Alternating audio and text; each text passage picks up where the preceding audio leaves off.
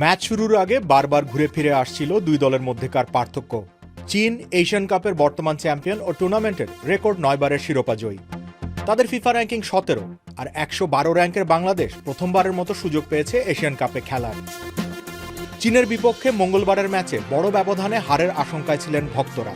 সবাইকে অবাক করে দিয়ে দারুণ লড়াই করে ম্যাচ হেরেছে বাংলাদেশ নারী দল। চীন ম্যাচ জিতে নিয়েছে 2-0 গোলে। তারপরও ম্যাচ শেষে হেড কোচ পিটার বাটলারের কণ্ঠে ছিল শিষ্যদের জন্য প্রশংসা।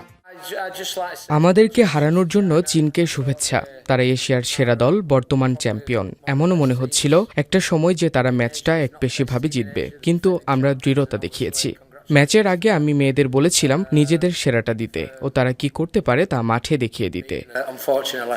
44 মিনিটে ওয়াং শুয়াং ও প্রথমার্ধের ইনজুরি টাইমে জেং রুইয়ের গোলে ম্যাচ জিতে নেয় চীন।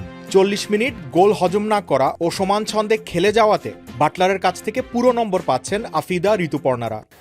আমরা তাদেরকে 40 মিনিট আটকে রাখতে পেরেছি, যে কারণে আমি অত্যন্ত আনন্দিত।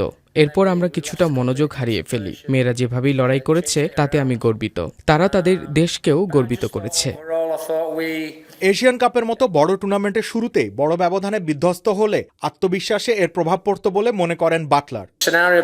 এমন একটা ম্যাচে আপনি একেবারে বড় ব্যবধানে হারতে চান না, কারণ এতে করে পুরো টুর্নামেন্টে খেলার উপর একটা প্রভাব পড়তে পারে।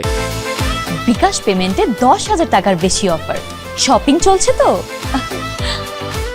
ম্যাচের অনেকগুলো পরিসংখ্যানেই আমরা সমান ছিলাম। তারা পজিশন ও ডুয়েল জেতায় ভালো ছিল। আমাদের সামনে উত্তর কোরিয়ার বিপক্ষে অত্যন্ত কঠিন একটা ম্যাচ আছে। আশা করি এই ম্যাচের মাধ্যমে আমরা কিছুটা গুছিয়ে নেওয়ার সুযোগ পাব। এতে করে আমাদের যাত্রাটা শুরু হলো। সবচেয়ে বড় বিষয়, ম্যাচে আমরা অপদস্থ হইনি। বাংলাদেশের নারী ফুটবলারদের সংগ্রামের গল্পটা এখন দেশের ফুটবল ইতিহাসেরই অংশ।